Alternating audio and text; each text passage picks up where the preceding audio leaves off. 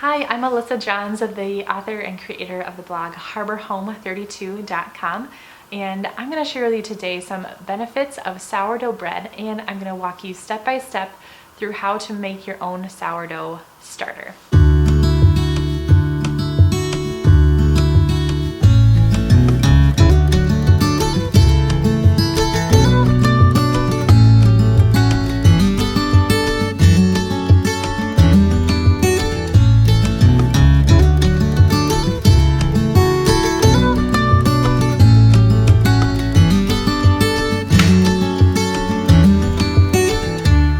The sourdough craze really hit the beginning of the pandemic. I was one of those people. All of the stores had run out of yeast and everyone thought, well, I better make my own bread in case I can't rely on the stores to make it for me. And so everyone stocked up on yeast. Now I was already making bread in my own kitchen, but now I was like everyone else, didn't have yeast to make my own bread. Until a friend told me about a sourdough bread or sourdough starter. She told me that I didn't need yeast packets to make my own bread. I could use a sourdough starter instead. Hey, that rhymed. I looked into it and was amazed. Not only could I use the sourdough starter, which I can make in my own kitchen, to rise my own bread products, it would allow my body to digest gluten much better, which I had been struggling with over the last year and trying to actually stay away from gluten because of the effects that I notice on my body. And I learned that the souring process, the fermenting process of these grains in a sourdough starter allows our bodies to absorb more nutrients because it provides a probiotic, which is so helpful to restore our gut health. I was sold. That was almost 2 years ago and I haven't looked back. Ever since then, that is what I have made in our kitchen, is sourdough bread. There are other types of bread products that you can make that are soured, like sourdough pie crust, sourdough biscuits, dinner rolls, tortillas, pancakes, English muffins. I've made all of them and really love them. I've fallen in love with the concept of fermenting my grains to allow my body to be healthier, to absorb more nutrients. So sourdough is the concept of fermenting grains. So fermenting, other fermented foods you might be familiar with are sauerkraut, yogurt, wine, some cheeses. You can really ferment a lot of different foods. Like I have mangoes, fermented mangoes in my kitchen right now or in my refrigerator.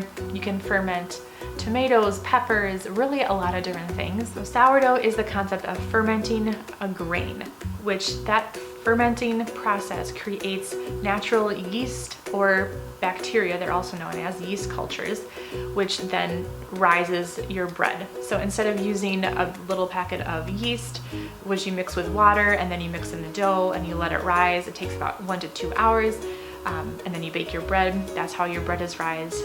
Instead of that, you are taking your sourdough starter and you are basically doing the same thing. It's a natural process. It's a natural yeast growth, if you will.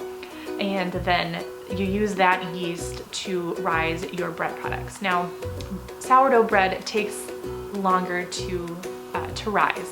That's just nature, that's just science, that's just how it goes. With the yeast packets, what you're doing is you have an express rise time. It's like super fast, which is not necessarily always great. If you think about anything that's cooked zapped super fast, it may not be the healthiest. So similarly, the idea of using sourdough, it is a natural process and a slower process, but overall a better one.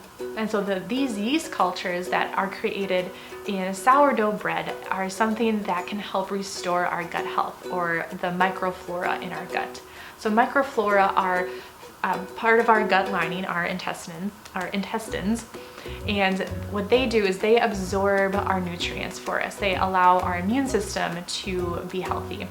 However, the unfortunate part about our diets here in America is that the over-processed foods, the things that irritate our gut, and sometimes the overuse of antibiotics in our bodies can create an unhealthy gut. Now, all hope is not lost. I am not saying that antibiotics shouldn't be used. I have used them on my child. I have taken them. I'm so glad that we have them for the times that we are really sick and we need them.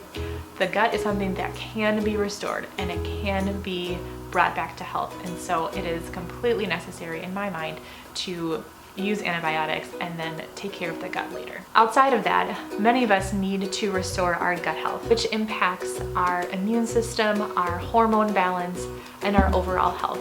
So many things are affected by our gut, so having a really strong microflora is really important for our overall health. Other fermented foods that do the same amazing gut restoring work are things like sauerkraut, yogurt, cheese, wine. We all know that aged wine is like top of the line because it has been fermented for years and years and years and years and years, which is truly, truly amazing when you think about it. Or kombucha. That's a more popular drink in the last 10 years. And that is another thing that is fermented. It's a tea, basically a fermented tea. Bone broth is something that is not necessarily fermented, but it does help in restoring our gut health. It is just like a liquid gold kind of a thing to have for our gut restoration. If you're interested in hearing more about that, you can check out my video, 3-ingredient instant pot bone broth to make your own bone broth. I also talk a little bit about the benefits of bone broth. Another benefit of sourdough is the preservation aspect. If you think about most fermented foods, things like I mentioned, sauerkraut like never goes bad. Yogurt does eventually go bad, but it takes a while for yogurt to go bad, especially if you make it in your own home. Wine, like I said, wine is aged for years, and we all know that a really good aged wine is just the best because that fermentation process just continues to make it just really, really, really amazing. And good wines can last for a very long time. Now, sourdough bread, like an actual loaf of bread, will go bad. It's not going to last on your counter for a month or more, but the sourdough starter itself will last forever. So sourdough used to be this thing that people would pass down from generation to generation. Before the concept of yeast packets were brought around, that is how people would rise their bread. And so they would have the sourdough starter, they would feed it, and that's just what they would use it for decades and then pass it on to their children or friends. And then I could take some of my sourdough starter and give it to a friend, and then that friend could take it and use it and keep up a sourdough starter for however many years. It is really amazing when you think about the preservation aspect of a fermented food. Now let's talk about how it actually works to use a sourdough starter in making a sourdough bread. So what you do with a sourdough starter and how you use it to make a bread is that you feed this sourdough starter. It's something that you have to feed somewhat on a regular basis to keep all those active yeast cultures present and healthy. And when a sourdough starter is fed and it has reached its peak, like fermented glory, I guess you could say, you take some of that sourdough starter, just like you would a yeast packet, and you mix it with flour, water, honey, salt. That's like the typical bread recipe. And then you just make bread. You mix it all together, you knead it, you allow it to rise, usually for 8 hours or more. If you would like your bread to be a little bit more fermented, to kind of get that active yeast cultures to go through the entire loaf so that more grains are fermented, more gluten is kind of broken down, then you would ferment it for 24 hours. That's called a long ferment. And then you bake your bread, and there you go. You've got a sourdough bread loaf. Now you can make sourdough, like I said, the fermentation process the rising process can be shorter or longer depending on your taste preference. If you do a full 24 hours, it definitely will be a little bit more of that sourdough taste. I have someone I know that doesn't love the taste of sourdough products, but she likes what I've baked in our kitchen because I don't always do the long fermentation, and so it just kind of tastes like normal bread. It doesn't taste like super sour-y, if that makes sense. Now, you can either get a sourdough starter from someone that's already done the work of making a sourdough starter, and then you just keep that sourdough starter alive in your kitchen. If you are someone that wants to make your own sourdough starter, I highly recommend it. It's a really cool process. It's kind of like a science experiment in your own kitchen, and then you get to you just kind of get to feed this thing, watch it grow, and then all of those really good bacteria have been growing right in your own kitchen. It's really fascinating. How can you tell? I'm excited about it. So how you are going to make this sourdough starter is by taking a bowl, a glass bowl. It should not be stainless steel, it should not be plastic, it should be a glass bowl or ceramic. Either of those two work. Because the material that it's going to ferment in will change the fermentation process. It will interrupt some of the yeast cultures that you are trying to create. So you want something pretty clean, like a glass or a ceramic bowl. So what you're gonna do is you're going to take 1 cup of flour and 1 cup of water, and you're gonna mix it in a bowl. And then you're just going to leave it on the counter with a towel over top of it. And what it's going to do is the water and the grains will mix together and slowly start to ferment themselves. It's really amazing.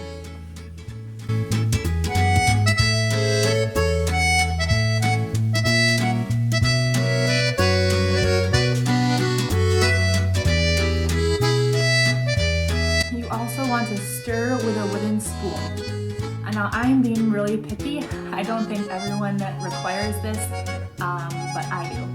Because like I said before, something as simple as the material that you use, like a spoon or the bowl, can affect the fermentation process. So you are going to take this, stir it up. It's gonna look a little bit like pancake batter.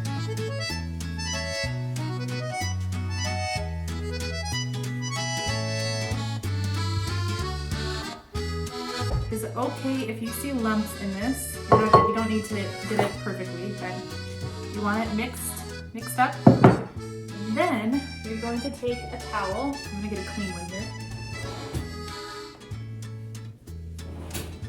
Just take a clean kitchen towel. They also are called tea towels, and put it right over your sourdough bread or your sourdough mixture. So this is the part that's gonna sound really strange to everyone. And it sounded strange to me too. It sounded really hokey, like, oh my goodness, I've become crazy. I've become a hippie person. But I haven't, and neither will you. So what's gonna happen is you are going to let this sit on the counter for 24 hours. So right about this time tomorrow, I'm gonna come back and feed my sourdough starter. And what I'm gonna do is I'm gonna take half of it out and then feed it again. It's called feeding it when you give it more water and flour to feed on. And you're gonna repeat this process for 4 days. And then at day 4, you're gonna start feeding it twice a day. And what this is doing is you are giving the yeast cultures that are developing more and more strength. You want a really strong yeast culture in your sourdough starter to be able to rise your bread products or whatever you're making. And so the more mature those yeast cultures become, the better souring effect it will have on your bread, the better it will rise, and the more mature it will be. Some sourdoughs can last, or some families have kept the same sourdough starter in their family for decades. I actually found this little jar at an antique store once that said San Francisco sourdough starter in it wasn't even 19, it was like 17 something. Just crazy. So this is how people used to do it way back in the day. It is a tried and true process. What's happening is that the yeast cultures in the environment, the bacteria in your environment and on the grains are slowly fermenting and changing this whole mixture into a really healthy yeast culture then to be able to rise bread products. Another really important thing to note is that you do want to use all-purpose flour that is unbleached. You want the best kind of flour possible. Bleached flour obviously has been bleached and tainted and is not a pure form of flour, therefore affecting the fermentation process. So make sure you use unbleached all-purpose flour for making your sourdough starter. If it's whole wheat, that's fine. If it's regular white flour, that's fine too, as long as it's unbleached flour. So it has been 24 hours since I initially fed my starter, or made this starter. So now I'm going to cut it in half, basically discard half of it, and then feed it again. So what that means is all of these little bubbles you see, that is part of the fermentation that has started. Then I'm going to take half of this off, and by feeding it, I'm letting the cultures that have started to develop then feed on fresh flour and water to continue to grow and become stronger.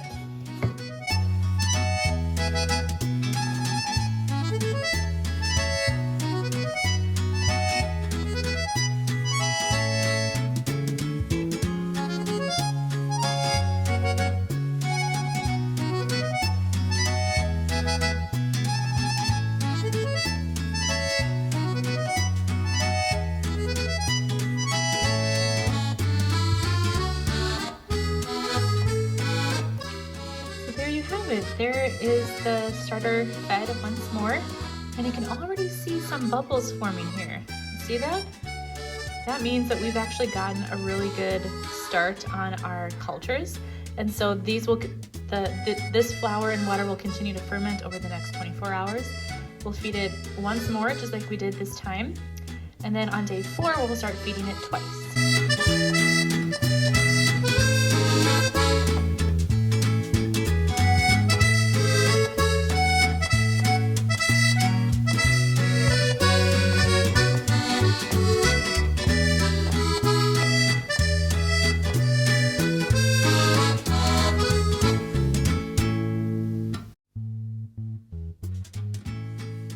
I'm sorry, I forgot to tape that whole portion, but I fed it another cup of water, another cup of flour, and mix it all together. So I've got my discard stuff here that I'm going to make something with, and then my fed starter that I will feed again later today. Okay, this is day 5 of my starter in the making process, and I was going to feed it twice on day 4, like I said you needed to do. However, just what we had going on, I kind of forgot about it, and I haven't fed this thing since, yesterday morning, so the morning of day 4. So I'm totally breaking my own rules here, but I wanted to tell you guys this because that is just how resilient this thing is. So I took a little video here of what it looks like. It looks bubbly, active, it's not super dried out.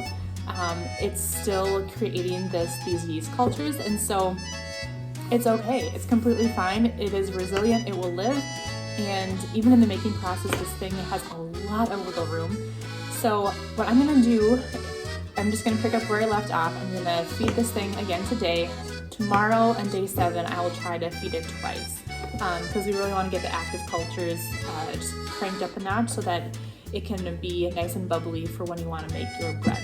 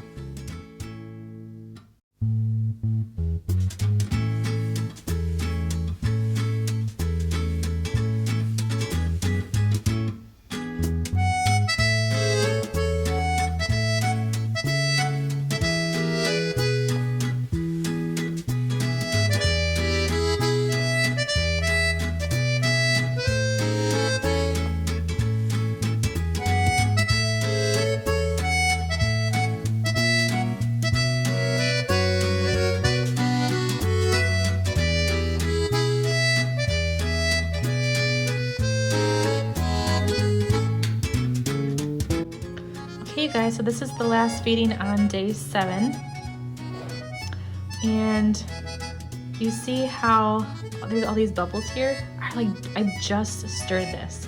So that means these active cultures are already eaten away at the rest of this, the brand new flour that I just put in here. So very exciting, great active starter that we have created right here in our kitchen. So there you have it. That is how you make a sourdough starter, and that's a little bit of information about sourdough bread, why I am obsessed with it, why it's fantastic.